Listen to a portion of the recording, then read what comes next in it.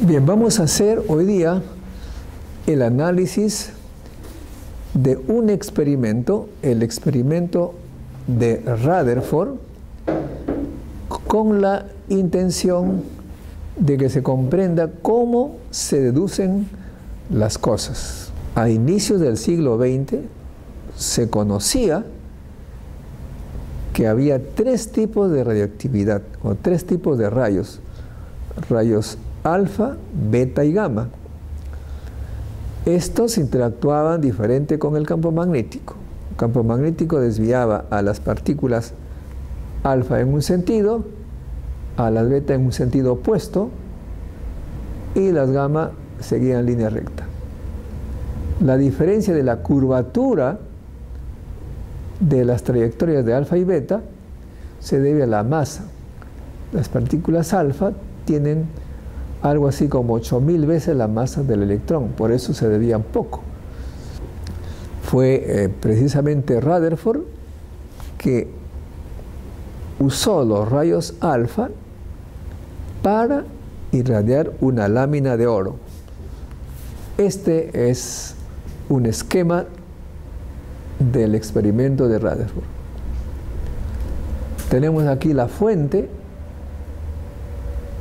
Salen los rayos alfa, inciden en una lámina de oro.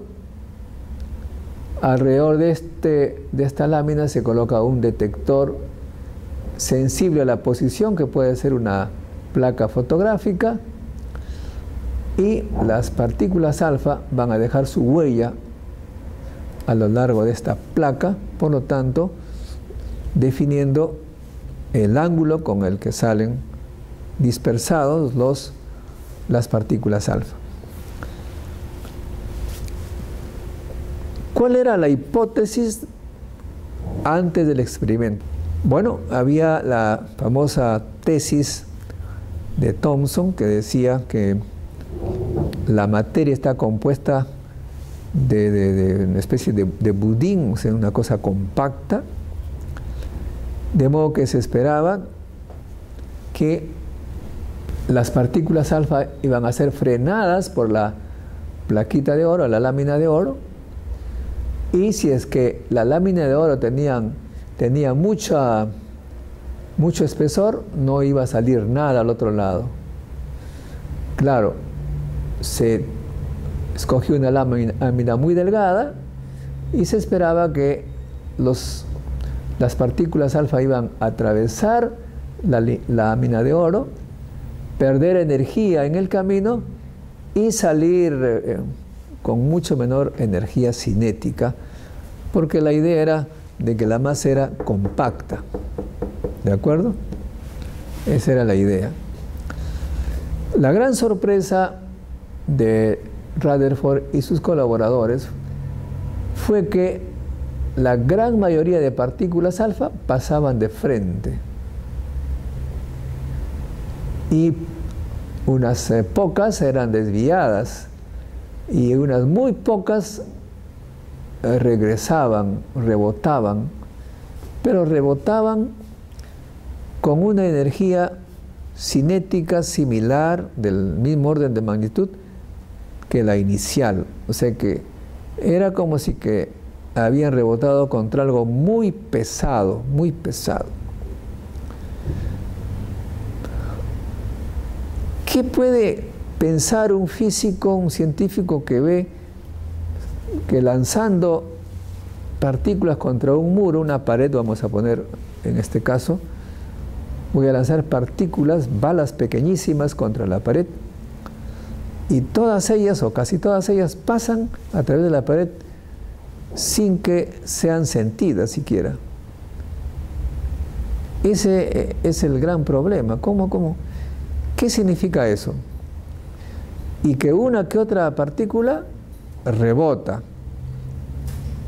Una que otra partícula rebota. Yo veo que la pared está compacta, se nota claramente compacta, pero tengo este resultado curioso. Ahí se requiere una gran concentración, una gran imaginación, un poder de abstracción del científico, y sobre todo un espíritu crítico de olvidarse de lo que se piensa para hacer un análisis matemático. ¿Qué significa análisis matemático? Hasta ese momento ya se conocía las leyes de la dinámica clásica. Fuerza igual a masa por aceleración, ¿no es cierto? Aquí, ¿cuál era la fuerza? Bueno, la fuerza que hay entre cargas, porque se suponía que en este modelo del budín, con sus pasitas, de todas maneras habían cargas, por lo tanto había que utilizar la regla que hay entre dos cargas. Las cargas, ustedes saben, puede tener atracción o repulsión, producto de las cargas dividido entre el cuadrado de la distancia multiplicado por una constante, y se sabía cómo resolver las trayectorias con esas fuerzas. O sea, uno pone fuerza igual a masa por aceleración, la aceleración es igual a la derivada segunda de la posición, vectorialmente hablando, con respecto al tiempo, se resuelve la ecuación y se encuentra la trayectoria. Y considerando que el haz de partículas alfa es uniforme, ¿qué significa uniforme? Que hay más o menos la misma probabilidad que las partículas alfa estén en cualquier recta, digamos, ¿no? No hay una concentración, sino todas uniformes. Entonces yo supongo que hay un flujo uniforme de partículas, todas paralelas, que ingresan, y veo, y lo que vio Rutherford, supuso que eran desviadas por un núcleo pequeñito, equivalente a la carga al número atómico del oro, y así pudo comprobar que la forma como se desviaban estas partículas alfa, la famosa distribución angular de las partículas alfa, podían ser explicadas considerando que la materia está constituida por átomos que tienen un tamaño de 10 a la menos 10 metros, y el núcleo pequeñito, que es el que repelía a las partículas alfa, era positivo con el número atómico del oro, y que tenía un tamaño de 10 a la menos 15 metros aproximadamente. O sea, es una deducción matemática a partir de una observación experimental.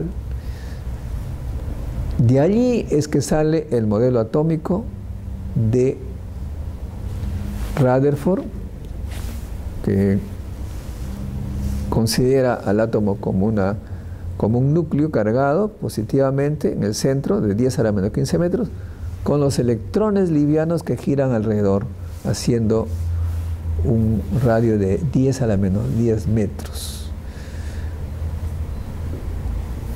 Esto significaba que la materia, el muro, la lámina, que aparentemente era compacta, en realidad era prácticamente vacío.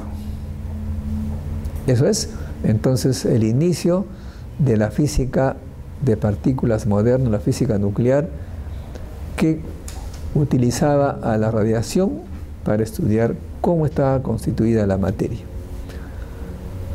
Eso quería indicarles hoy día para que se comprenda, ojo, en la metodología de la investigación. ¿Cómo es la metodología de la investigación? Es que uno tiene una idea, en este caso la idea de que la materia es compacta, hago el experimento, irradio con alfas, veo que uno rebota y la mayoría pasa. Eso está contra la hipótesis de algo compacto. ¿Eso qué significa? Que la hipótesis es falsa, y al ser falsa tenemos que buscar una nueva interpretación sobre la estructura de la materia.